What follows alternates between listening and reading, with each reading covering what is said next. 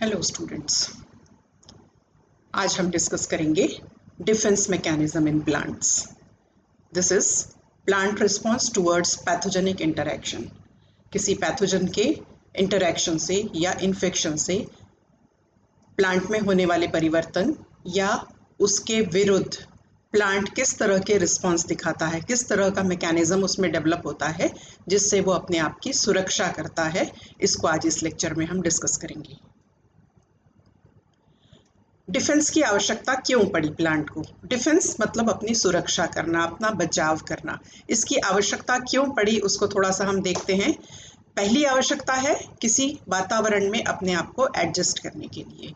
एक important advantage है जिसमें कि अपने सर्वाइवल को, अपने बचाव को, अपने एग्जिस्टेंस को बना के रखने के लिए, वहाँ पर अपने आप को एडजस्ट करने के लिए प्लांट को डिफेंस की ज़रूरत है।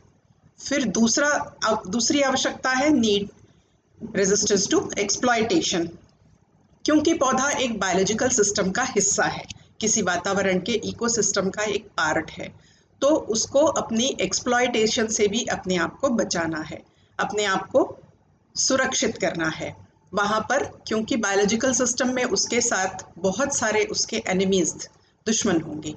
उनसे अपने आप को बचा कर रखना है, अपनी सुरक्षा करना है और अपने उस वातावरण में अपने आप को ढालना है। इसलिए उसको एक डिफेंस मैकेनिज्म की ज़रूरत पड़ेगी। तीसरी आवश्यकता है अपने आप के सर्वाइवल के लिए, क्योंकि अपने लिविंग को बचा के रखने के लिए जिस वातावरण में वो पौधा रह रहा है उस वातावरण में उसको कुछ एबायोटिक स्ट्रेस भी है, नॉन बायोलॉजिकल स्ट्रेस भी है, वो पैथोजन के साथ साथ उसको डिस्टर्ब कर रहे हैं।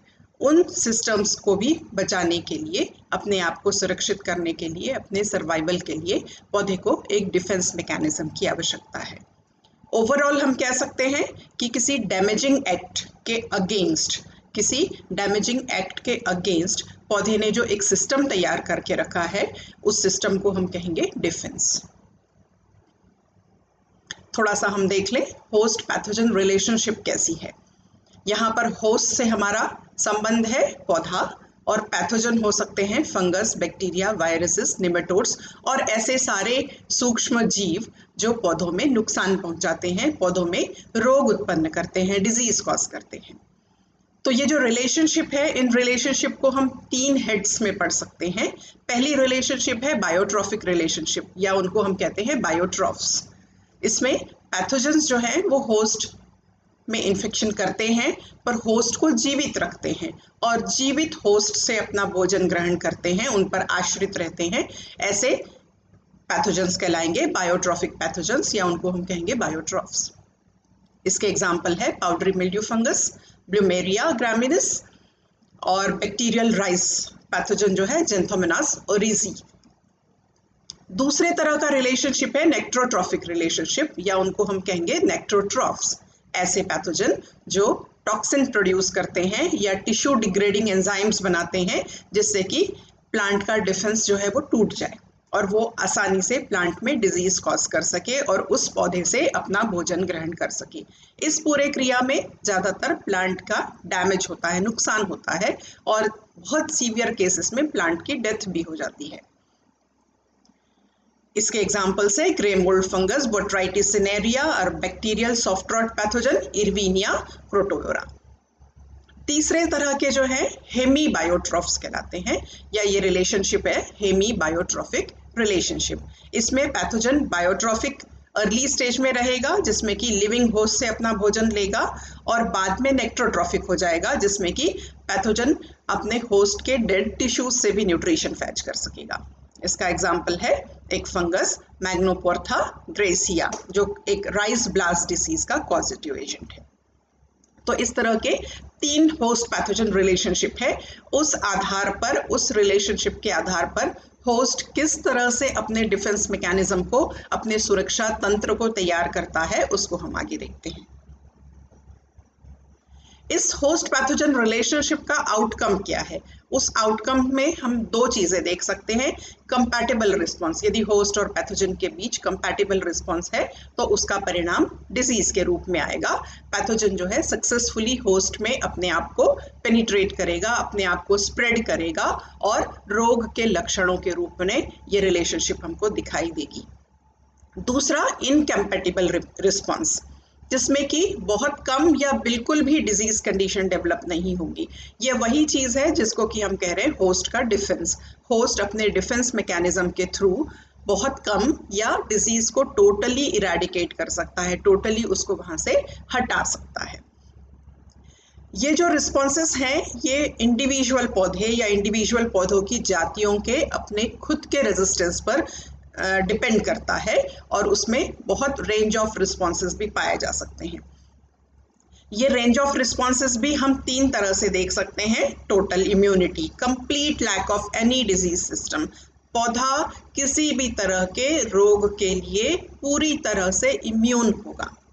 हालांकि ये किसी भी तरह का रोग नहीं हो सकता, कुछ खास रोग, पर या तो बैक्टीरियल या फंगल या वायरल किसी एक तरह के रोगों के लिए या उनमें से किसी एक रोगों के लिए पौधा टोटली इम्यून होगा, मतलब वो डिसीज उस पौधों में कभी नहीं होगी। तो इस तरह का रिस्पॉन्स क्या कहलाएगा? Total incompatible response.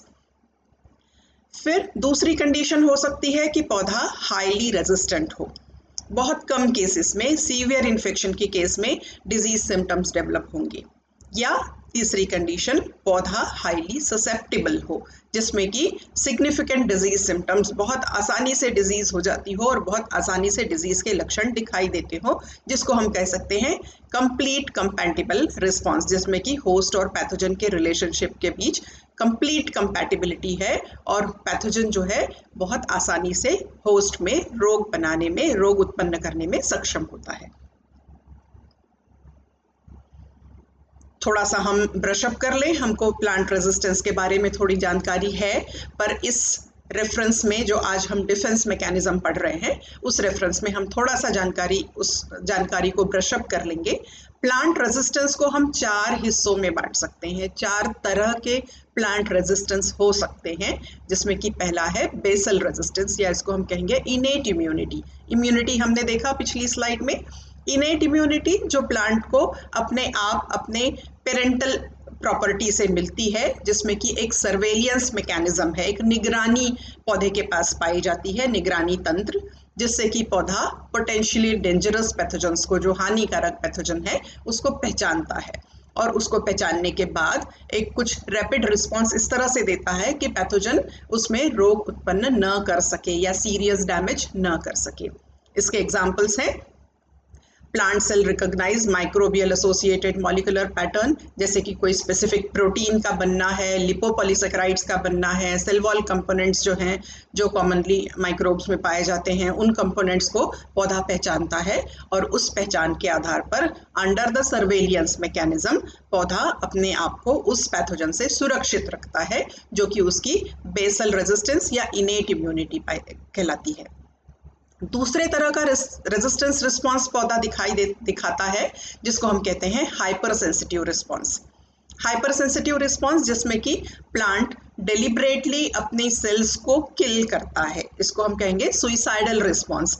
जहां पर इन्फेक्शन है, जिस जगह पर इन्फेक्शन है, जिस जगह पर पैथोजन की एंट्री हुई है, वहां की आसपास की सेल्स जो है वो जानबूझकर पौधा उन सेल्स को किल करता है और ये रिस्पॉन्स कहलाता है हाइपर सेंसिटिव रिस्पॉन्स।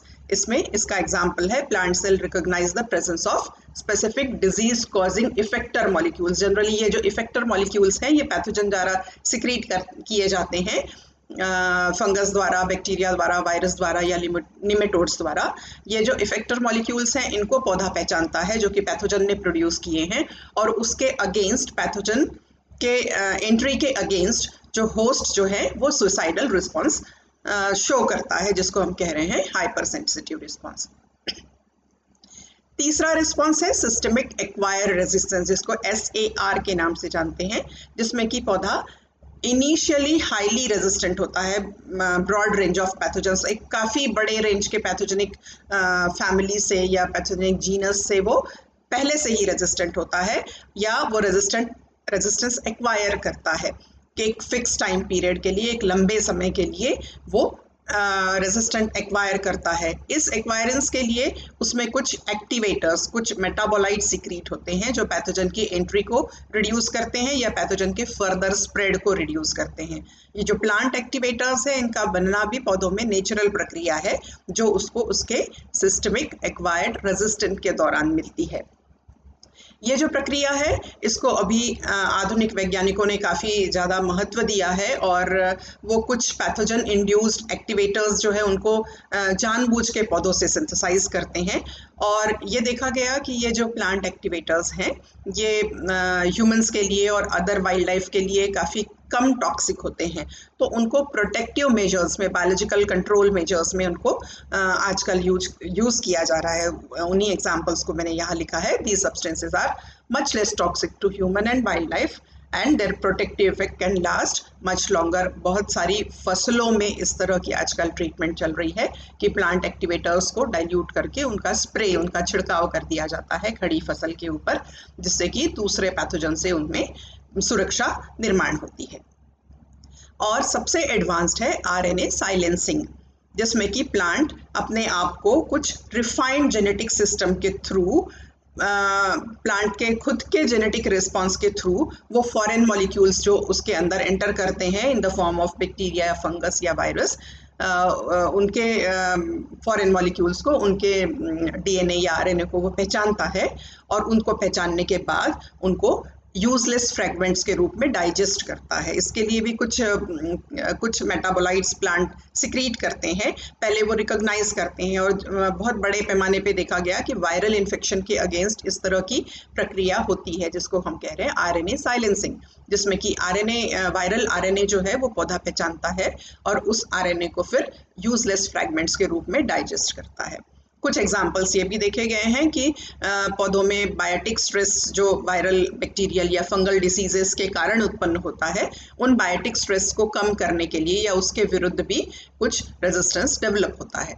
तो ओवरऑल जो प्लांट में रेजिस्टेंस सिस्टम है उसको हम 4 तरह से समझ सकते हैं। अब ये रेजिस्टेंस सिस्टम किस तरह से काम करता है उसको थोड़ा सा डिटेल में देखेंगे, जिसको हम कह रहे हैं प्लांट डिफेंस। तो प्लांट डिफेंस में रिलेशनशिप है पैथोजन की और होस्ट की।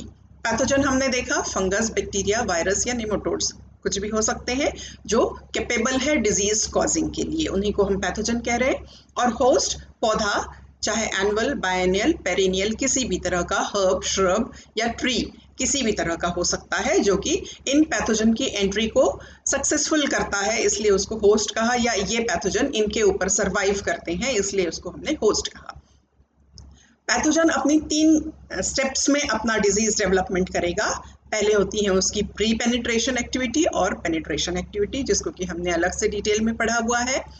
देन जब वो पौधे में पेनिट्रेट कर जाता है तब वहां पर वो अपने आप की संख्या बढ़ाता है, अपनी कॉलोनी बढ़ाता है, अपना दायरा बढ़ाता है, जिसको हम कह रहे हैं कॉलोनाइजेशन।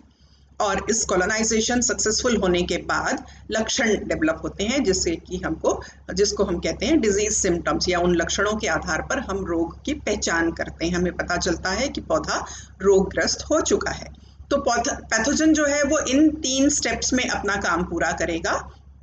उसके विरुद्ध होस्ट अपनी सुरक्षा के लिए, अपने बचाव के लिए कुछ साधनों का इस्तेमाल करेगा या कुछ सिस्टम उसके पास पहले से पाए जाएंगे। वो सिस्टम होंगे, उनको हम 2 हिस्सों में बांटेंगे, प्री एग्जिस्टिंग और पोस्ट इन्फेक्शनल। ऐसी क्रियाएं जो कि पहले से उसके पास, पौधे के पास पाई जाती है। ये क्रियाएं भी 2 हिस्सों में बांट सकते हैं, स्ट्रक्चरल और बायोकेमिकल। जो स्ट्रक्चरल डिफेंस है, इस तरह की कुछ मॉर्फोलॉजिकल स्ट्रक्चर्स, कुछ आकृतियां पौधे में पहले से पाई जाती हैं जिसके कारण वो पैथोजन की एंट्री को चेक कर सकते हैं, रोक सकते हैं। या पहले से कुछ बायोकेमिकल मेटाबोलाइट्स पौधे में पाए जाते हैं जिससे कि पैथोजन की एंट्री रुक सकती है। तो प्री पेनिट्रेशन और पेनिट्रेशन लेवल पर वो क्रियाएं काम आती हैं जो प्री एग्जिस्टिंग होती है, जो होस्ट के पास पहले से पाई जाती हैं। ज़्यादातर हम कहें कि उसके इनेट इम्यूनिटी का हिस्सा होती है ये सारी चीज़ें, जिसमें कि उसको स्ट्रक्चरल और बायोकेमिकल सुरक्षा मिलती है। डिजीज डेवलपमेंट के केस में जो सुरक्षा पौधे को मिलती है वो सुरक्षा है पोस्ट इन्फेक्शनल, या इसको हम कहते हैं इंड्यूस्ड। ये डिजीज डेवलप करने के समय उत्पन्न होती हैं या पैथोजन की एंट्री के बाद उसके रिस्पॉन्स के अगेंस्ट पौधे उत्पन्न करते हैं, इसलिए इसको पोस्ट इन्फेक्शनल कहा या इंड्यूस्ड कहा। पैथोजन के कारण ये इंड्यूस हो रही हैं।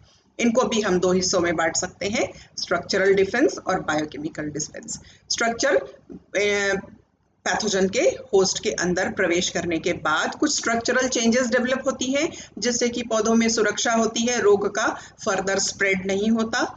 या पैथोजन की एंट्री के बाद कुछ मेटाबोलाइट्स इस तरह से सिक्रीट होते हैं, बायोकेमिकल कंपाउंड्स इस तरह से बनते हैं, जिससे कि डिजीज का फर्दर स्प्रेड या पौधे में होने वाला नुकसान जो है वो कम हो सकता है। तो हमारे पास पढ़ने के लिए दो चीजें हैं, प्री एग्जिस्टिंग डिफेंस या पोस्ट इन्फेक्शनल डिफेंस। कभी कभी हम उसको इस तरह से भी पढ़ते हैं, स्ट्रक्चरल डिफेंस, स्ट्रक्चरल में प्री एग्जिस्टिंग और पोस्ट इन्फेक्शनल, या बायोकेमिकल डिफेंस जिसमें कि बायोकेमिकल में प्री एग्जिस्टिंग और पोस्ट इन्फेक्शनल। तो कभी क्वेश्चंस हमको जब आते हैं इस टॉपिक के ऊपर, तो या तो आएंगे प्री एग्जिस्टिंग डिफेंस जिसमें कि आपको स्ट्रक्चरल और बायोकेमिकल दोनों बताना है, या पोस्ट इन्फेक्शनल डिफेंस जिसमें कि स्ट्रक्चरल और बायोकेमिकल दोनों आपको बताना है। या कभी क्वेश्चन आता है केवल स्ट्रक्चरल डिफेंस का, तो उस स्ट्रक्चरल डिफेंस में आपको प्री एग्जिस्टिंग और पोस्ट इन्फेक्शनल या इंड्यूस स्ट्रक्चरल, केवल स्ट्रक्चरल बताना है। कभी क्वेश्चन आता है बायोकेमिकल डिफेंस का, जिसमें कि आपको प्री एग्जिस्टिंग बायोकेमिकल और इंड्यूस्ड बायोकेमिकल डिफेंस बताना है। तो ये पूरा टॉपिक जो है वो अलग अलग तरीके से पूछा जा सकता है, जिसका कि आप ख्याल रखेंगे।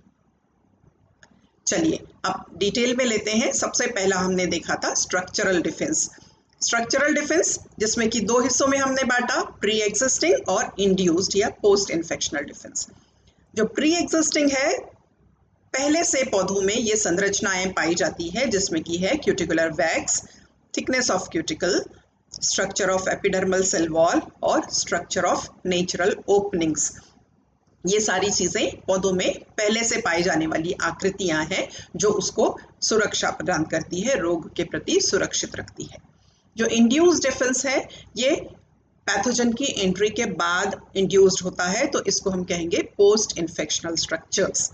पर ये स्ट्रक्चरल डिफेंस है, इसलिए वो स्ट्रक्चर्स ही डेवलप होती हैं, आकृतियां ही बनती है, जिसमें कि साइटोप्लाज्मिक आकृतियां बनती हैं, सेलुलर डिफेंस स्ट्रक्चर्स बनते हैं, हिस्टोलॉजिकल डिफेंस स्ट्रक्चर्स बनते हैं और नेक्रोटिक डिफेंस रिएक्शंस, जिसको कि हम हाइपर सेंसिटिव रिएक्शन कहते हैं। तो स्ट्रक्चरल डिफेंस में प्री एग्जिस्टिंग और इंड्यूस हमारे पास 4 पॉइंट्स हैं। चलिए देखते हैं प्री एग्जिस्टिंग डिफेंस स्ट्रक्चर्स।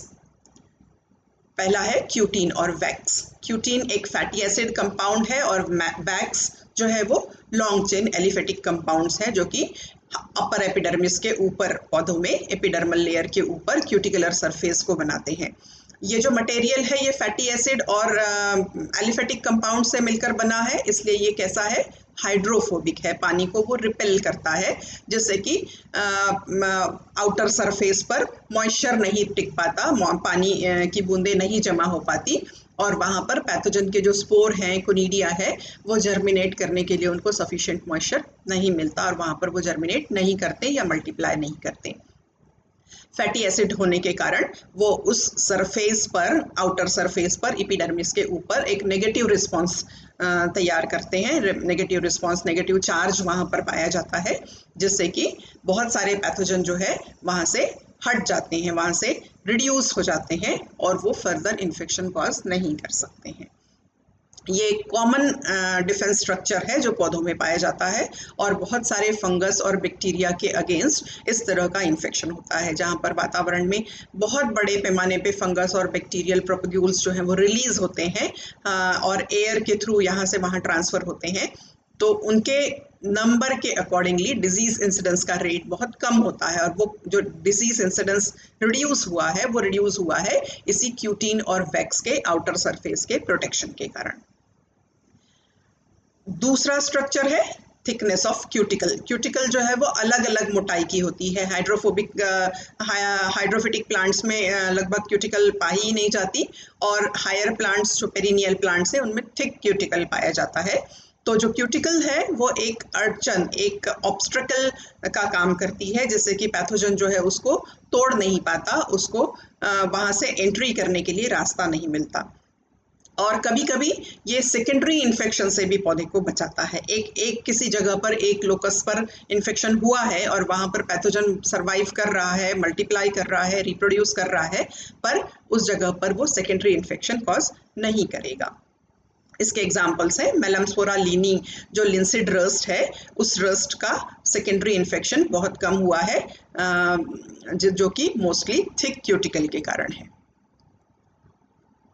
तीसरा स्ट्रक्चर है जिसको हम प्री एग्जिस्टिंग स्ट्रक्चर के रूप में देखेंगे, वो है structure of epidermal cell wall. Epidermal cell wall जो होती है वो थिक आउटर वॉल होती है, एपिडर्मल सेल्स होती हैं, और उसके ऊपर लिग्निन या सैलिसिलिक एसिड के भी डिपोजिशन पाए जाते हैं कुछ स्पीशीज में, जो कि पैथोजन को एंटर करने से रोकते हैं। लिग्निफाइड सेल्स होती हैं, वो लिग्निफाइड सेल्स जो होती हैं वो पैथोजन की एंट्री को रोकती हैं। एग्जाम्पल है जो पोटैटो की जो रेजिस्टेंट वेराइटीज हैं उसकी एपिडर्मल सेल्स, जो पोटैटो ट्यूबर है, क्योंकि वो अंडरग्राउंड होता है ट्यूबर और मिट्टी में बहुत सारे पैथोजन उसके आसपास पाए जा सकते हैं, तो उसके पास ट्यूबर के पास थिक एपिडर्मल सेल वॉल होती है और उसमें हाई फाइबर कंटेंट्स होते हैं और लिग्निन का काफ़ी ज़्यादा जमाव होता है, जिसके कारण पैथोजन बहुत आसानी से पोटैटो ट्यूबर को नुकसान नहीं पहुंचा सकते हैं। एक और एग्जांपल इसका है, राइस लीव्स जो है वो राइस ब्लास्ट के अगेंस्ट रेजिस्टेंट होती है। पेरिकुलेरिया ओरिजी जो राइस ब्लास्ट का पैथोजन है, तो राइस लीव्स के ऊपर भी थिक क्यूटिकल का पाया जाना और एपिडर्मल सेल वॉल्स जो होती हैं उसमें लिग्निन और सैलिसिलिक एसिड का जमाव होता है, जिसके कारण पेरिकुलेरिया के पैथोजन जो है वो रेजिस्टेंट वेराइटीज में इन्फेक्शन कॉज नहीं कर सकते हैं। फिर चौथा स्ट्रक्चर है नेचुरल ओपनिंग्स।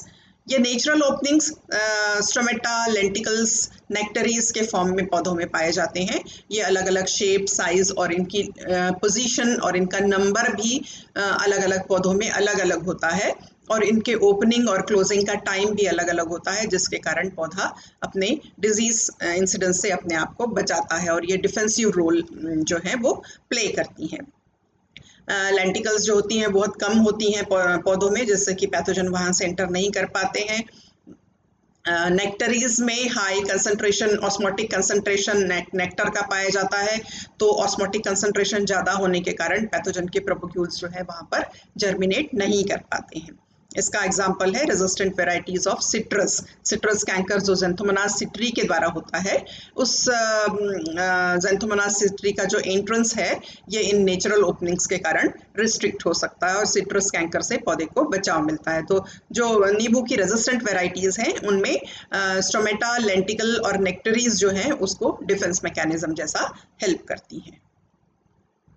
ये स्ट्रक्चर आपको समझने में आसान होगा, हालांकि ये इस तरह का स्ट्रक्चर हमने बहुत बार देखा है। देखिए ये एपिडर्मल लेयर है जो आउटर कवरिंग है, उसके ऊपर वैक्स और क्यूटिकल की लेयर पाई जाती है। उसके अंदर ये लीफ का स्ट्रक्चर है, इसलिए पैलिसड और स्पॉन्जी पैरेन्काइमा, बीच में एयर स्पेसेस हैं। देन लोअर सरफेस पर तो स्टोमेटा का नंबर और स्टोमेटा का केवल लोअर एपिडर्मिस पर पाया जाना भी डॉर्सीवेंट्रल लीफ के कंडीशन में पौधे की पत्तियों को बचा कर रखता है। लोअर सरफेस से पैथोजन की एंट्री नहीं हो पाती है। लोअर सरफेस पर भी वैक्स और क्यूटिकल का पाया जाना, स्टोमेटा के पास गार्ड सेल्स पाई जा रही हैं और स्टोमेटा की ओपनिंग और क्लोजिंग इस तरह से होती है कि जब पैथोजन रिलीज होता है एनवायरनमेंट में तब स्टोमेटा क्लोज होते हैं। कुछ स्पीशीज में ये स्टोमेटा अंदर की तरफ धसे हुए और संकन होते हैं, जो कि वाटर कंजर्वेशन के लिए रिस्पॉन्सिबल होते हैं। तो इस तरह की नेचुरल ओपनिंग्स हैं, वैक्स है, क्यूटिकल है, एपिडर्मल सेल्स की प्रॉपर्टीज जो हैं वो पौधे को एक सुरक्षा प्रदान करती है जो कि प्री एग्जिस्टिंग होती है।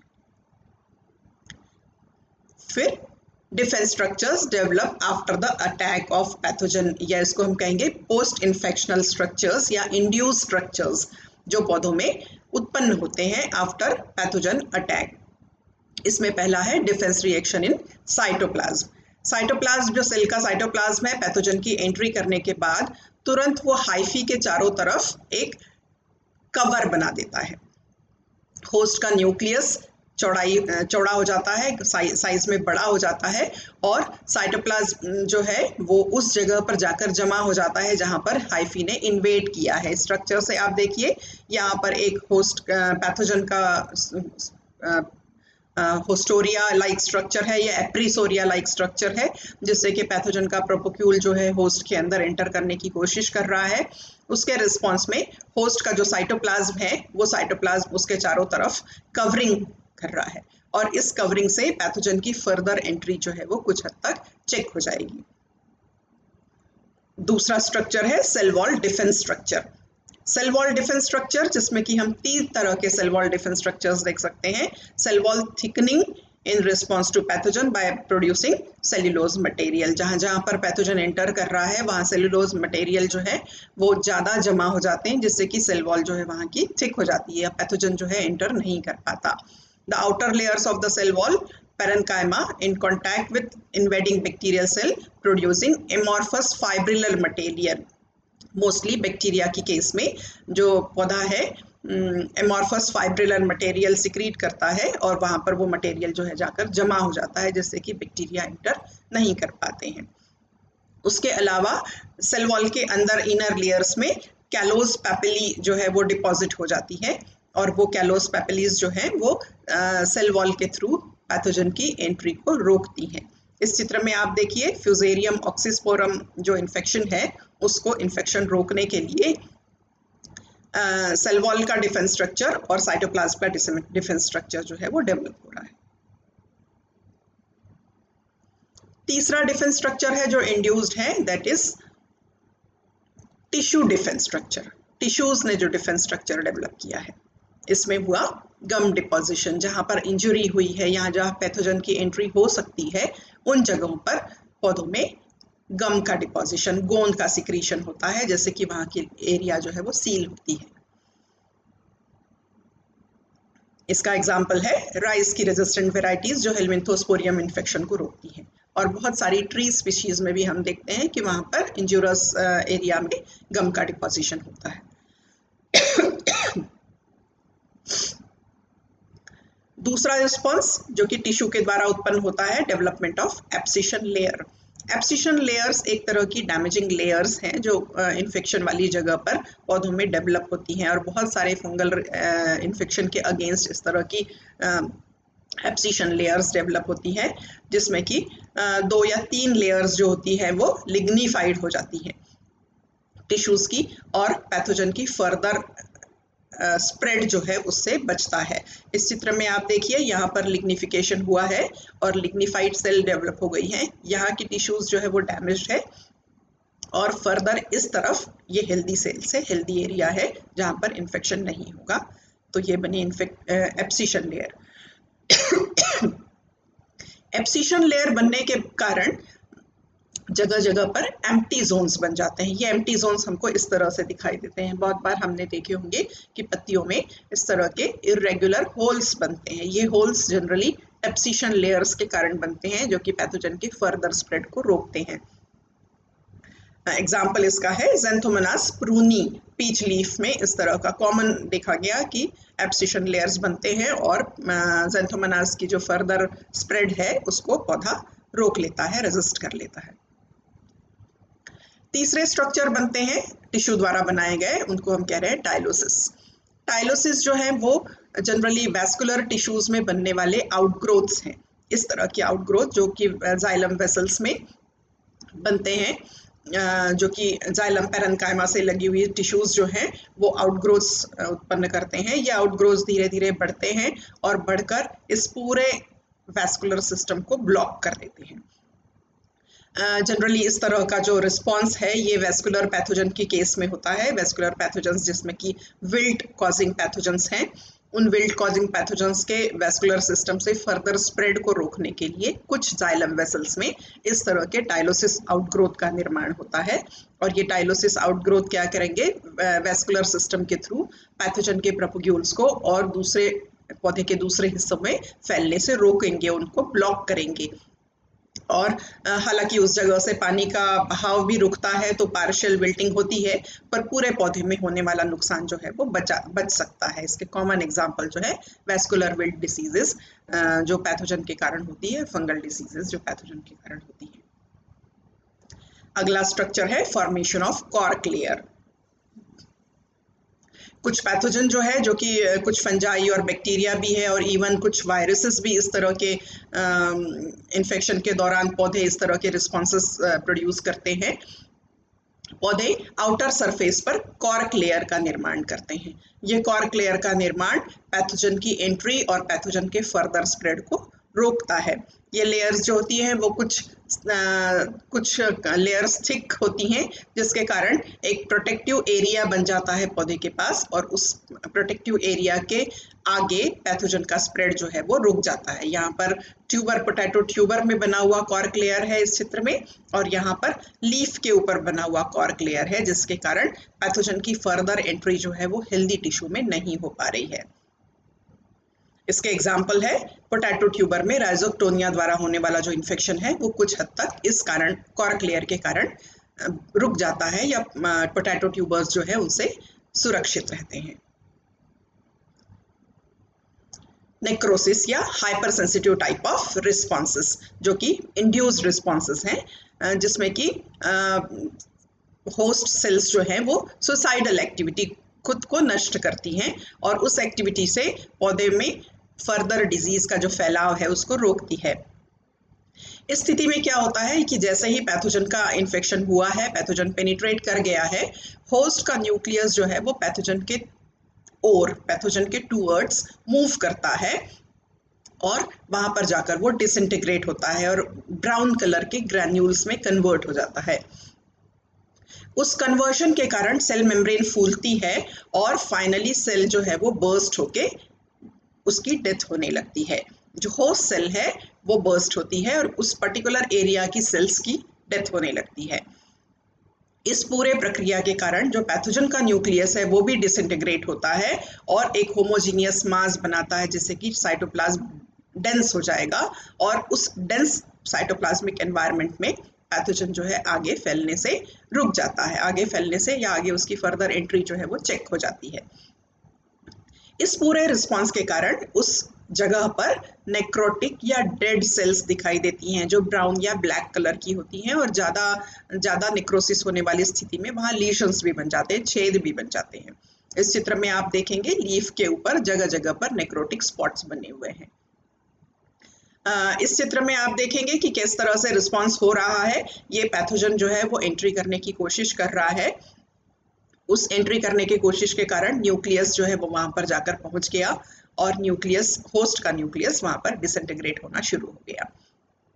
इसी दौरान पैथोजन के प्रोपग्यूल ने थोड़ी सी एंट्री दिखाई, पर जैसे ही वो थोड़ी सी एंट्री दिखाई, यहाँ का साइटोप्लाज्म जो है डेंस होके ग्रैनुलेटेड हो गया, और वहां पर ब्राउन कलर के सेल की बर्स्टिंग हुई और कुछ डार्क कलर के पिगमेंट्स जो है वो डेवलप हो गए, जिससे कि फर्दर एंट्री नहीं हो पाती है पैथोजन की। इसके एग्जाम्पल है सिनकाइट्रियम एंडोबायोटिकम, जो वॉर्ट डिसीज पोटैटो में कॉज करता है, फाइटोप्थोरा इंस्पेस्टेंस के कारण जो पोटैटो में लेट ब्लाइट डिसीज होता है, या राइस में पेरिकुलेरिया के कारण जो ब्लास्ट डिसीज होता है, वो इस मेथड से बहुत कॉमनली उसकी सीवियरिटी या उस डिसीज के फर्दर स्प्रेड को, डिसीज से होने वाले ज़्यादा नुकसान को कम किया जा सकता है या रोका जा सकता है। इस पूरे चित्र से हम पूरा स्ट्रक्चरल डिफेंस समझे। ये होस्ट का सरफेस है। होस्ट में ये अपर एपिडर्मिस, उसके ऊपर क्यूटिकल, नीचे स्टोमेटा है। स्टोमेटा सबसे महत्वपूर्ण जगह है जहां से पैथोजन बहुत सक्सेसफुली एंट्री कर लेता है। तो स्टोमेटा में गार्ड सेल का पाया जाना और पैथोजन का वहां से एंट्री करना। यदि पैथोजन एंटर कर चुका है, सिम्टम्स डेवलप कर लिए हैं, तो दो तरह के रिस्पॉन्स होंगे। यदि पैथोजन विरुलेंट है, डिजीज कॉजिंग है, और होस्ट जो है वो ससेप्टेबल है, तो यहाँ पर होस्ट के सेल्स की डेथ होनी शुरू होगी और डिजीज का डेवलपमेंट हो जाएगा। यदि पैथोजन ए विरुलेंट है और होस्ट जो है वो रेजिस्टेंट है, तो लिग्निफाइड डेड सेल्स बनेंगी और CASPL सेल्स बनेंगी, जिससे कि पैथोजन ट्रैप हो जाएगा, और ट्रैप होने के बाद पैथोजन की फर्दर स्प्रेड और फर्दर एंट्री जो है वो चेक हो जाएगी।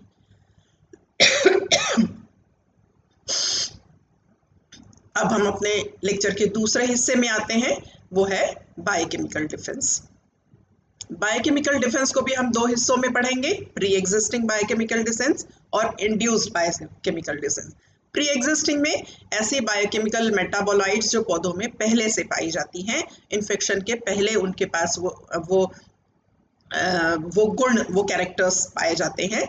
और इंड्यूस्ड मतलब पैथोजन के इन्फेक्शन के बाद, पेनिट्रेशन के बाद कुछ मेटाबोलाइट्स जो है पौधा खुद सिक्रीट करता है अपने डिफेंस मैकेनिज्म के दौरान। Pre existing defence biochemical defence में हम पढ़ेंगे inhibitors released by plants in environment. अपने चारों तरफ पौधे कुछ इनहिबिटर्स रिलीज करते हैं, inhibitors in plant cell before infection, जो पहले पाए जाते हैं। और लैक ऑफ इसेंशियल फैक्टर्स, जिसमें कि जो हमने शुरू में पढ़ा था कि कंपैटिबिलिटी होती है होस्ट और पैथोजन की रिलेशनशिप बनने के लिए, तो उस कंपैटिबिलिटी के जो इसेंशियल फैक्टर्स हैं वो फैक्टर्स पौधे के पास नहीं है। तो वो फैक्टर्स यदि नहीं है तो पैथोजन अपने होस्ट को रिकॉग्नाइज नहीं कर पाएगा। तो ये प्री एग्जिस्टिंग डिफेंस है जो कि बायोकेमिकल मोड से कंट्रोल होते हैं, और ये इंड्यूस्ड है जो कि इन्फेक्शन के बाद उत्पन्न होते हैं, जिसमें कि hypersensitive response, disruption of host cell membrane, host cell का resistance, release of antimicrobial compounds, detoxification of pathogens toxin, acquired resistance, plantibodies और genetically induced disease resistant varieties जो कि इंड्यूस किए जा सकते हैं। इनको सबको हम थोड़ा सा फिर से डिटेल में ले लेंगे। पहला है प्री एग्जिस्टिंग बायोकेमिकल डिफेंस में inhibitors released at the pre penetration stage. कुछ ऑर्गेनिक सब्सटेंसेस जो पौधों में पाए जाते हैं जो कि वो फिलोस्फीयर में या राइजोस्फीयर में रिलीज करता है। ये कंपाउंड्स जो है वो अपने चारों तरफ पैथोजन के रिस्पॉन्स के पहले प्रोड्यूस करता है, अपने नॉर्मल मेटाबोलाइट के रूप में उनको प्रोड्यूस करता है, और प्री पेनिट्रेशन स्टेज में ये पैथोजन की एंट्री को रोक सकता है। इसके कुछ एग्जांपल्स देखिए। बोट्राइटिस और सर्कोस्पोरा इन्फेक्शन जो टोमेटो और शुगर बीट में होता है, उससे बचने के लिए पौधे कुछ फंजीस्टैटिक कंपाउंड्स रिलीज करते हैं। फंजीस्टैटिक कंपाउंड्स जो फंगस के जर्मिनेशन को रोकते हैं, स्टैटिक करते हैं उसको, वो रोकते हैं। फिर कुछ फिनोलिक कंपाउंड्स जो है, जैसे कि प्रोटोकैटेक्यूरिक एसिड है, कैटेकॉल है, ये प्याज में ज़्यादातर इस तरह के पाए जाते हैं, जो कि कोलिटोट्राइकम सर्सिनेंस जो पैथोजन है उसकी एंट्री को रोकते हैं। ये फिनोलिक कंपाउंड्स होते हैं। तो ये नॉर्मली पाए जाते हैं, प्री एग्जिस्टिंग है, और जो कि कुछ पैथोजन से उस पौधे को बचाते हैं। दूसरे हैं inhibitors in plant cell before infection.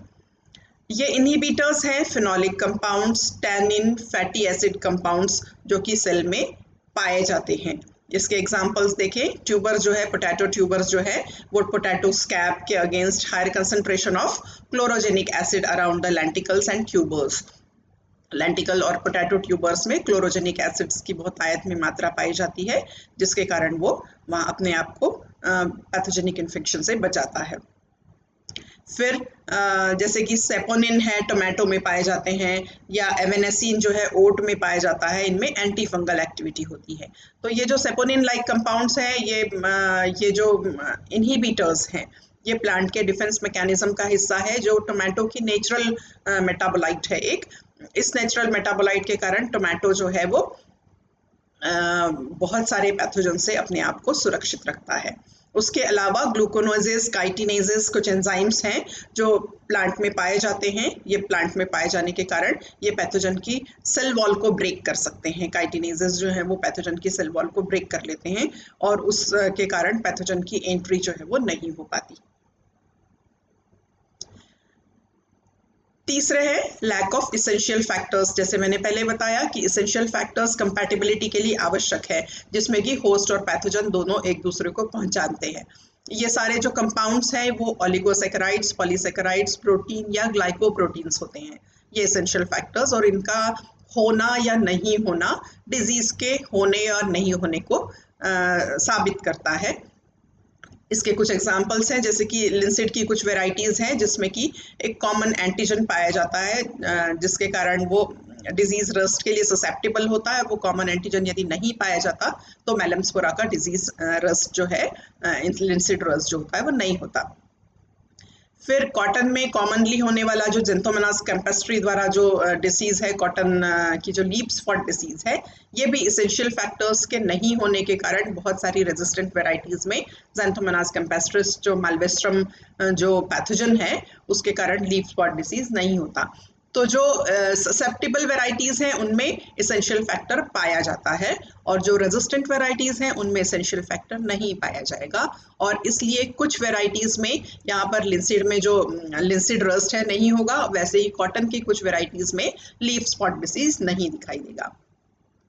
उसके अलावा lack of host receptor and sensitive sites for toxins, ये भी हो सकता है कि होस्ट में इसेंशियल फैक्टर है पर रिसेप्टर नहीं है, या जो पैथोजन के टॉक्सिन के लिए सेंसिटिव साइट होना चाहिए, वो पैथोजन ने अपना टॉक्सिन रिलीज किया और नॉर्मल पैथोजेनेसिस प्रोसेस के द्वारा वो अपने आप को इन्वेड करने की कोशिश कर रहा है, बट पौधे के पास उस टॉक्सिन के लिए सेंसिटिव साइट नहीं है, या पौधे के पास उस टॉक्सिन को रिसीव करने के लिए रिसेप्टर नहीं है। उसके अलावा एक कंडीशन और बन सकती है lack of nutrients essential for pathogen. Pathogen को जो आवश्यक भोजन चाहिए, न्यूट्रिशन चाहिए, वो न्यूट्रिशन उस होस्ट के पास, उस पौधे के पास नहीं पाया जाता। तो इस कारण से भी डिजीज नहीं होता और पौधा जो है वो रेजिस्टेंट बना रहता है। जैसे कि राइजोक्टोनिया इन्फेक्शन जो है उन्हीं पौधों में होता है जिसमें कि हाइफल कुशन बनाने की संभावना बनती है। तो प्लांट्स जो ऐसे सब्सटेंसेस सिक्रीट करता है जिससे कि राइजोक्टोनिया के लिए हाइफल कुशन बनेगा, उन्हीं में राइजोक्टोनिया जो है सक्सेसफुली एंट्री कर पाएगा। और ऐसे फैक्टर्स या ऐसे इसेंशियल न्यूट्रिएंट्स उसके पास नहीं है तो राइजोक्टोनिया का इन्फेक्शन नहीं हो पाएगा। अगला है पोस्ट इन्फेक्शनल बायोकेमिकल डिफेंस, या इसको हम कहें इंड्यूस्ड बायोकेमिकल डिफेंस, जो कि पैथोजन की अटैक के बाद पौधे कुछ बायोकेमिकल मेटाबोलाइट्स जो है उनको सिक्रीट करते हैं, उनको बनाते हैं और उनके द्वारा अपनी सुरक्षा पूर्ण करते हैं, अपने आप को डिफेंड करते हैं। ये generally eight the site of infection, जहाँ पर इन्फेक्शन हुआ है वहाँ पर बनते हैं, या जहाँ इंजुरी हुई है वहाँ पर बनते हैं। और ये बहुत सारे प्रॉब्लम जो हैं उससे पौधे को बचा सकते हैं। इसमें हमने बहुत सारे पॉइंट्स देखे थे, एक एक करके सारे पॉइंट्स को देखें। सबसे पहला था हाइपर सेंसिटिव रिस्पॉन्स, जिसको हम कहते हैं HR रिस्पॉन्स। ये HR रिस्पॉन्स बहुत अलग अलग तरीके से पौधों में होता है, जिसमें कि लोकलाइज्ड या induced cell death at the site of infection. पहला जैसे हमने देखा था कि इन्फेक्शन की जगह पर, उसी छोटी सी जगह पर इंड्यूस सेल डेथ हो रही है। सेल जो है वो सुसाइडल एक्टिविटी करती है, सेल्फ डेथ कॉज करती है, जिससे कि फर्दर स्प्रेड जो है पैथोजन का वो रुक सकता है। दूसरी और क्रिया जिसमें देखते हैं कि rapid burst of oxidative reactions. जो ऑक्सीडेटिव रिएक्शंस हैं उनमें तेजी से बढ़ावा मिलता है, बर्स्ट होती हैं वो रिएक्शंस, बहुत तेजी से होती हैं और फर्दर ये जो रिएक्शंस है इसके कारण पैथोजन को नुकसान पहुंचता है। फिर increase ion movement through the cell membrane. Potassium और हाइड्रोजन आयन का मूवमेंट जो है सेल मेम्ब्रेन से वो बढ़ जाता है और उस बढ़ने के कारण पैथोजन की एंट्री जो है वो चेक होती है। Disruption of cell membrane and loss of compartmentalisation. Cell membrane disturb हो जाएगी और जो कंपार्टमेंटलाइजेशन है, सेल के बीच में जो कंपार्टमेंट्स बने हुए हैं वो डिक्रीज होंगे या वो नष्ट हो जाएंगे। Cross linking of phenolics with cell components. Plant जो है वो फिनोलिक कंपाउंड रिलीज करता है जो सेल कंपोनेंट्स के साथ जुड़कर एक ठोस, एक कड़ा आवरण तैयार करता है। फिर प्रोडक्शन ऑफ फाइटोएलेक्सिन्स और प्रोडक्शन ऑफ PR प्रोटीन, इनको हम थोड़ा सा डिटेल में लेंगे अगले इसमें। तो ये सारे जो रिस्पॉन्सेज हैं इनको हम कहते हैं हाइपर सेंसिटिव रिस्पॉन्स, जिसमें कि सेल इंड्यूस्ड फॉर्म में सुइसाइडल एक्टिविटी के थ्रू अपने कुछ सेल को सेक्रीफाइस करती है, जिससे कि प्लांट के दूसरे हिस्से जो है वो डिजीज के स्प्रेड से या डिजीज के प्रकोप से बच जाते हैं। डिसरप्शन ऑफ सेल मेम्ब्रेन, देखें होस्ट की सेल मेम्ब्रेन डिसरप्ट हो रही है, जिसमें कि स्ट्रक्चरल या परमेबिलिटी चेंजेस होती है सेल मेम्ब्रेन में इन्फेक्शन के कारण। ये जो होती है जिसमें कि कुछ ऐसे सिग्नल ट्रांसड्यूसर्स प्रोड्यूस्ड होते हैं। सेल जैसे ही पैथोजन की एंट्री हुई प्लांट के पास इस तरह के सिग्नल पहुंचते हैं और उस के कारण कुछ सिग्नल ट्रांसड्यूसर्स जैसे कि protein kinases, calcium ions, phosphorylases, phospholipases, ATPase, hydrogen peroxide और इथिलीन, इस तरह के सिग्नल ट्रांसड्यूसर्स कंपाउंड्स जो है वो प्रोड्यूस होते हैं। फिर सिस्टमिक सिग्नल ट्रांसड्यूसर जैसे सैलिसिलिक एसिड है, जस्मोनिक एसिड है, सिस्टामीन, फैटी एसिड्स और ओलिगोगैलेक्टोरोनाइड्स, ऐसे कंपाउंड्स भी प्रोड्यूस होते हैं। ये सारे कंपाउंड्स क्या करते हैं, पौधे के फर्दर पैथोजन के फर्दर एंट्री को या फर्दर स्प्रेड को रोकते हैं और सेल में परमेबिलिटी चेंजेस ला के देते हैं जिससे कि सेल मेम्ब्रेन में डैमेज होगा और फर्दर एंट्री रुक जाएगी। फिर उन जगहों पर जहां पर इंफेक्शन हुआ है वहां पर ऑक्सीजन रेडिकल्स और लिपो ऑक्सीजनेज एंजाइम्स जो है वो रिलीज होते हैं। तो रिएक्टिव ऑक्सीजन रेडिकल्स बहुत तेजी से वहां पर जमा होते हैं, रिलीज होते हैं और जमा होते हैं जहां पर इंफेक्शन हुआ है और वो पैथोजन को डैमेज करेंगे। फिर activation of phenol oxidases and oxidative phenolics compounds जो हैं वो वहाँ पर बनते हैं, वो एक्टिवेट होते हैं। ये पौधों की नॉर्मल मेटाबॉलिक रिस्पॉन्स है जिसमें कि फिनॉल ऑक्सीडेजेस का बनना पाया जाता है। ये जो क्रिया है वो तेजी से एक्टिवेट होती है पैथोजन के रिस्पॉन्स के कारण। फिर उस जगह पर जहाँ पर इन्फेक्शन हुआ है वहाँ पर तेजी से सुपर ऑक्सीडेजेस और हाइड्रोक्सिल रेडिकल OH रेडिकल्स जो हैं वो बनने लगते हैं और पैथोजन की फर्दर एंट्री रुकती है। ये सारी क्रियाएं कहाँ हो रही हैं, होस्ट सेल मेम्ब्रेन के आसपास, और इन सारी क्रियाओं के कारण होस्ट सेल मेम्ब्रेन जो है वो डिसरप्ट होती है। फिर होस्ट सेल का अपना खुद का resistance, accumulation of defence related substances near the cell wall. Defence related structures में है callose, glycoproteins, hydroxyl proteins, lignin, suberin, silicon material और कैल्शियम लाइक मिनरल्स। ये जो है डिफेंस रिलेटेड सब्सटेंसेस हैं, ये तेजी से प्रोड्यूस होते हैं और ये इन्फेक्शन वाली जगह पर जमा हो जाते हैं और वहाँ जमा होकर क्या करते हैं, वो इनसॉल्युबल स्ट्रक्चर्स का फॉर्मेशन करते हैं, अघुलनशील स्ट्रक्चर का फॉर्मेशन करते हैं जिससे कि पैथोजन के जो माइसीलिया है या उसके जो प्रोपोक्यूल्स हैं वो फर्दर स्प्रेड नहीं हो पाते। फिर नेक्स्ट है release of antimicrobial compounds. पौधों में एंटी माइक्रोबियल कंपाउंड्स जो होते हैं वो बनते हैं पैथोजन की एंट्री के बाद, और जिस जगह पर पैथोजन का अटैक हुआ है उस अटैक वाली जगह पर वो एंटी माइक्रोबियल कंपाउंड्स जो है वो रिलीज होते हैं। इन एंटी माइक्रोबियल कंपाउंड्स में है कॉमन फिनोलिक्स, ये प्रोड्यूस होते हैं इन्फेक्शन वाली जगह में, और ज़्यादातर ये जो फिनोलिक्स का बनना है ये रेजिस्टेंट वेराइटीज़ का एक महत्वपूर्ण गुण है, लक्षण है। जो रेजिस्टेंट वेराइटीज़ होती हैं वो उसी नाम से जानी जाती है कि ये कुछ कॉमन फिनोलिक्स का निर्माण करती हैं किसी खास पैथोजन के अगेंस्ट, और इस तरह के बहुत अलग अलग तरह के फिनॉल कंपाउंड्स जो है प्रोड्यूस होते हैं और पैथोजन के अगेंस्ट वो एक कंबाइंड इफेक्ट जो है, कलेक्टिव इफेक्ट जो है कॉज करते हैं। ये जो सिंथेटिक जो फिनोलिक कंपाउंड्स होते हैं, एसिटिक एसिड पाथवे या शिकमिक एसिड पाथवे जो नॉर्मल मेटाबॉलिक पाथवे है पौधों की, उस मेटाबॉलिक पाथवे के थ्रू ही बनते हैं। बस इनमें इन पाथवेज में कुछ चेंजेस होती हैं, उन चेंजेस के दौरान ये चेंजेस कहाँ से इंड्यूस्ड होंगी, पैथोजन के अटैक के बाद इंड्यूस होंगी। तो as such acetic acid pathway या शिकमिक एसिड पाथवे जो है पौधों में नॉर्मल फिनोमिना है जो कि रेजिस्टेंट वेराइटीज में एक बहुत अच्छा गुण है।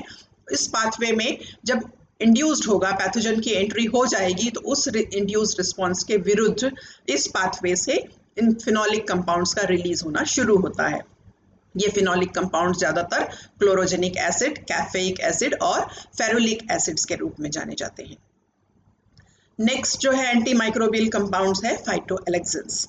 फाइटोएलेक्सिन्स कैसे हैं, टॉक्सिक एंटी माइक्रोबियल सब्सटेंसेस हैं जो उसी जगह पर डी नोवो प्रोड्यूस्ड होते हैं जहां पर इंजुरी हुई है या जहां पर इन्फेक्शन हुआ है। इनको सबसे पहले मुलर और बॉर्गर ने 1940 में इस टर्म को पहचाना और इस टर्म को नाम दिया फंगल इन्फेक्शन के अगेंस्ट, और कहा कि ये फंजीस्टैटिक कंपाउंड्स हैं जिसमें कि पौधे में ये केमिकल इंजुरी से या फंजाई के इन्फेक्शन से ये प्रोड्यूस्ड होते हैं। केमिकली ये लिपोफिलिक कंपाउंड्स हैं और लिविंग सेल्स में ये जब प्रोड्यूस्ड होते हैं फाइटोएलेक्सिन्स तो ये आगे चलकर नेक्रोसिस को बढ़ावा देते हैं, वो लीड करते हैं कि सेल में सुइसाइडल रिस्पॉन्स बने और वहाँ जिस जगह पर ये फाइटोएलेक्सिन सिंथेसाइज हो रहे हैं उस जगह पर नेक्रोसिस हो जाए, सेल की डेथ हो जाए।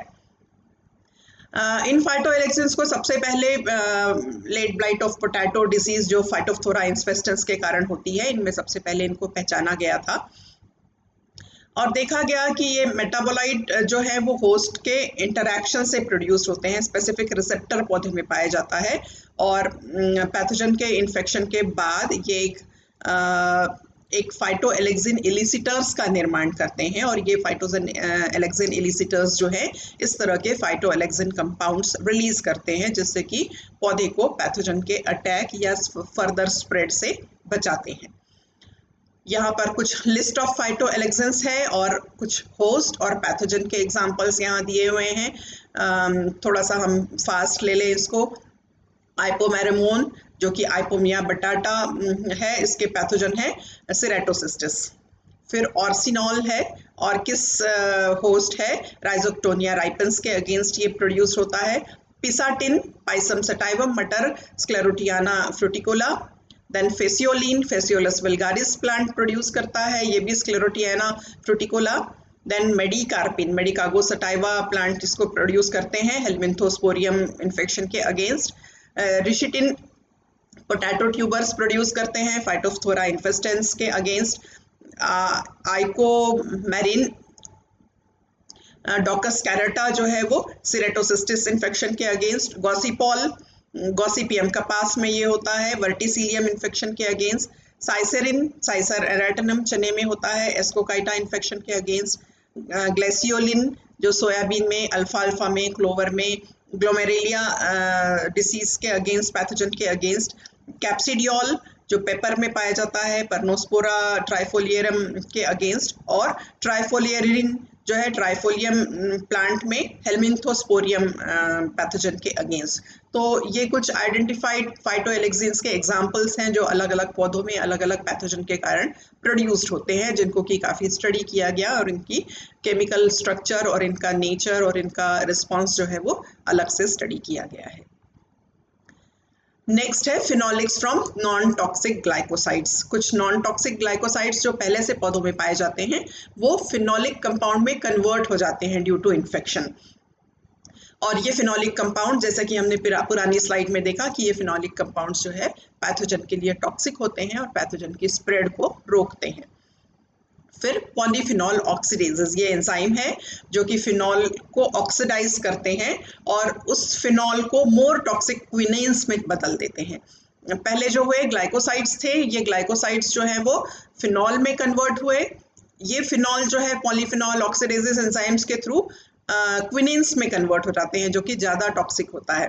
इसके अलावा एंजाइम पेरोक्सीडेजेस जो है वो हाइड्रोजन पेरोक्साइड रिलीज करता है। ये हाइड्रोजन पेरोक्साइड भी पैथोजन के लिए टॉक्सिक होता है। फिर नेक्स्ट है पैथोजन रिलेटेड प्रोटीन, इसको हम कहते हैं पीआर प्रोटीन्स।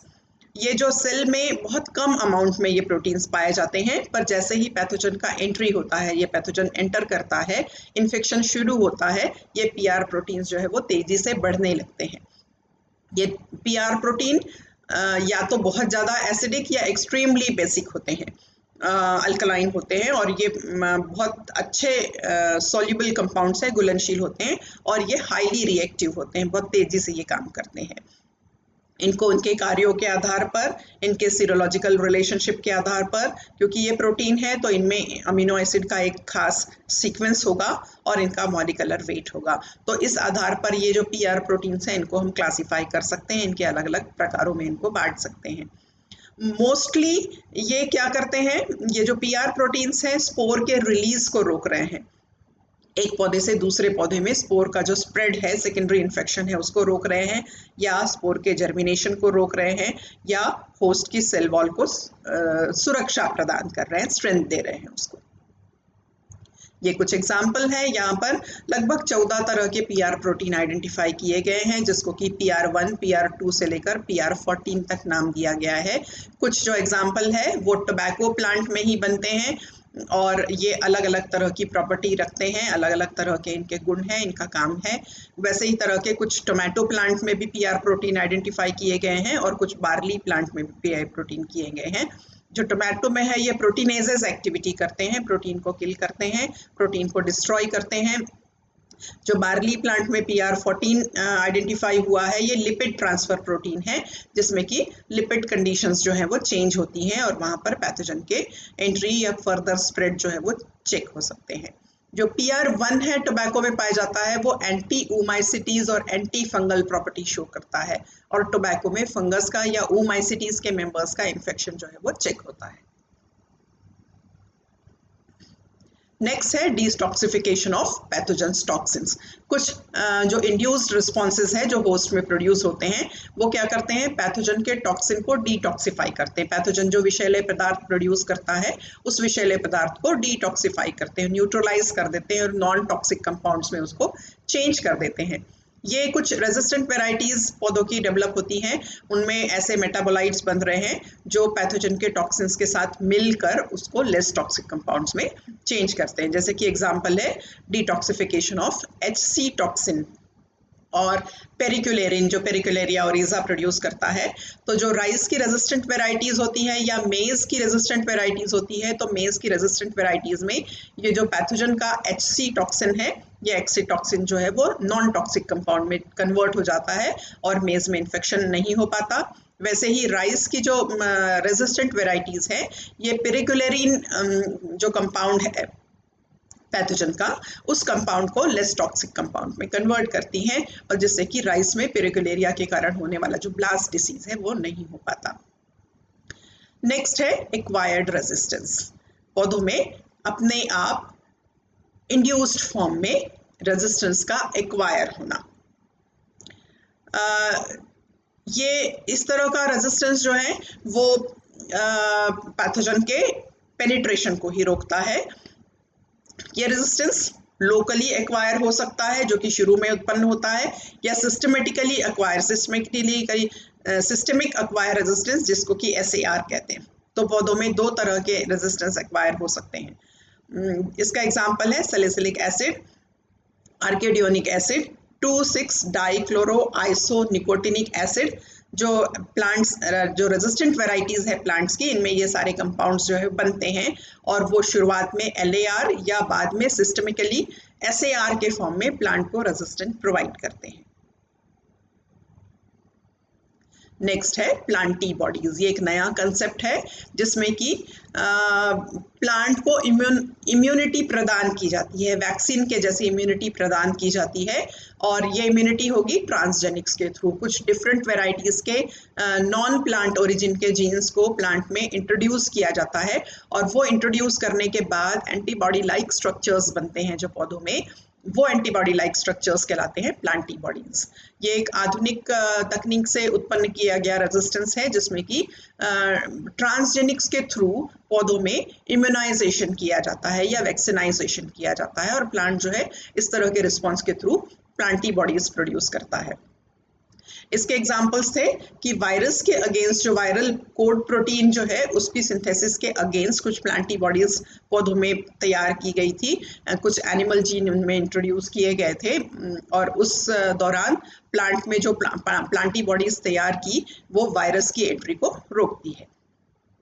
नेक्स्ट है genetically induced disease resistance. Genetically इस तरह से मैनिपुलेट किया है पौधों को जिसमें कि डिजीज का रेजिस्टेंट वेराइटीज भी डेवलप हो गई है।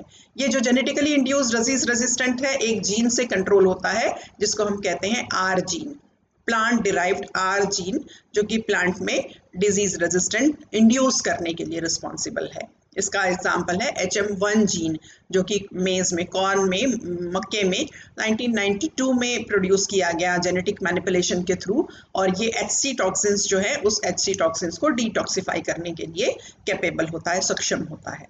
टोबैको में काइटिनेज R जीन इंट्रोड्यूस किया गया जिससे कि वो राइजोक्टोनिया सोलानाई के अगेंस्ट रेजिस्टेंट बन गया। तो ये जीन जो है वो आर्टिफिशियली इंट्रोड्यूस किए जाते हैं, इंड्यूस किए जाते हैं जेनेटिक मैनिपुलेशन के थ्रू, पर ये जीन्स या तो फैब्रिकेटेड होते हैं या प्लांट डिराइव्ड ही होते हैं, इसलिए ये प्लांटी बॉडीज या इम्यूनाइजेशन से थोड़े से अलग होते हैं।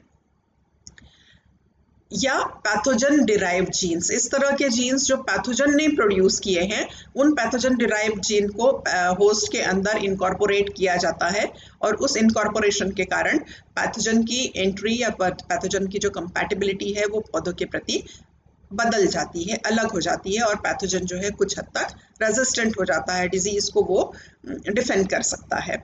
इसका एग्जाम्पल है टोबैको को ट्रांसफॉर्म किया गया था, जो टोबैको मोज़ेक वायरस है उसके अगेंस्ट इस तरह का जीन इंट्रोड्यूस किया गया जो कि पैथोजन की ये टोबैको मोज़ेक वायरस के कोट प्रोटीन को वो एक्सप्रेस नहीं होने देता और ये एक्सप्रेशन के कारण टोबैको मोज़ेक वायरस एक बार यदि एंटर कर भी जाए तो उसके फर्दर मल्टीप्लिकेशन टोबैको प्लांट में नहीं हो पाते हैं। तो जेनेटिकल मैनिपुलेशन के थ्रू या तो प्लांट डिराइव्ड जीन या पैथोजन डिराइव्ड जीन्स जो है प्लांट में इंट्रोड्यूस किए गए और प्लांट को डिजीज के लिए रेजिस्टेंट बनाया गया है। सो ओवरऑल हम इस पूरे चैप्टर में देखें तो प्लांट जर्मिनेशन स्टेज में, प्री जर्मिनेशन स्टेज में या पैथोजन की एंट्री या सक्सेसफुल सर्वाइवल की स्टेज में कुछ स्ट्रक्चर्स डेवलप करता है जिसको हम कहते हैं प्री एग्जिस्टिंग स्ट्रक्चर्स, जो पौधे के पास पहले से पाए जाते हैं, जो उसकी इनेट इम्यूनिटी का हिस्सा होते हैं। उसके बाद इन स्ट्रक्चरल डिफेंस के साथ साथ कुछ बायोकेमिकल डिफेंस भी पौधों में पाए जाते हैं। वो कब बनते हैं? जब स्ट्रक्चरल डिफेंस फेल हो जाते हैं। प्लांट को बचाने के लिए, प्लांट को प्रोटेक्ट करने के लिए ये जो प्री एग्जिस्टिंग स्ट्रक्चर्स हैं, आकृतियां हैं, संरचनाएं हैं, ये जब सक्सेसफुल नहीं हो पाती तब बायोकेमिकल डिफेंस एक्टिवेट होता है। ये बायोकेमिकल डिफेंस एक सिग्नल ट्रांसडक्शन मेथड से एक्टिवेट होता है जिसमें कि पैथोजन के जो एलिसिटर्स है होस्ट के रिसेप्टर्स के साथ रिस्पॉन्ड करते हैं। तो होस्ट सेल में रिसेप्टर्स होंगे और पैथोजन के एलिसिटर्स होंगे, इनके बीच रिएक्शन होगी और इन रिएक्शन के बाद या तो इंड्यूस स्ट्रक्चरल या इंड्यूस बायोकेमिकल डिफेंस जो है वो उत्पन्न होता है, ये डेवलप होता है या ये इंड्यूस होता है। प्लांट डिफेंस जो है वो एक सिंगल मैकेनिज्म नहीं है। हमने देखा था बहुत सारी चीज़ें बार बार आ रही थी और जो बायोकेमिकल डिफेंस है वो बहुत सारी चीज़ों में या तो इंड्यूस्ड है या प्री एग्जिस्टिंग है। तो ये एक कुमुलेटिव इफेक्ट है, ये उनका पूरा एक साथ होने वाली प्रक्रिया है जिसमें कि बहुत सारे फैक्टर्स एक साथ काम करते हैं और पूरे डिफेंस मैकेनिज्म को कंट्रोल करते हैं। तो देखा गया कि प्लांट डिफेंस जो है वो एक सिंगल मैकेनिज्म न होकर एक बहुत बड़े तंत्र का, एक बहुत बड़े सिस्टम का एक हिस्सा है। ये सारी चीज़ें जो होती हैं पौधों में, डिफेंस मैकेनिज्म जो है मेनली उसके जेनेटिक कॉन्स्टिट्यूशन से गवर्न होता है, कंट्रोल होता है। यदि जेनेटिकली प्लांट में कोई स्ट्रक्चर है तो वो प्री एग्जिस्टिंग या इनेट इम्यूनिटी के थ्रू होंगे। यदि जेनेटिकली उसके पास कोई बायोकेमिकल कंपाउंड्स हैं तो वो नॉर्मली सिक्रीट होंगे प्राइमरी और सेकेंडरी मेटाबोलाइट्स के रूप में। यदि जेनेटिकली उसके पास रेजिस्टेंट जीन्स हैं तो वो कुछ बायोकेमिकल या स्ट्रक्चरल एक्टिविटीज़ जो है वो इंड्यूस करेगा आफ्टर इन्फेक्शन। और ये भी हमने देखा कि ये जेनेटिकल कॉन्स्टिट्यूशन जो है प्लांट का, उसको हम मैनिपुलेट भी कर सकते हैं रिकॉम्बिनेंट डीएनए टेक्नोलॉजी के थ्रू, जेनेटिक मैनिपुलेशंस के थ्रू, और हम एक नई रेजिस्टेंट वैरायटी भी डेवलप कर सकते हैं। ये कुछ रेफरेंसेस है जहाँ से मैंने स्टडी मटेरियल कलेक्ट किया और आपका लेक्चर बनाया। Thank you very much.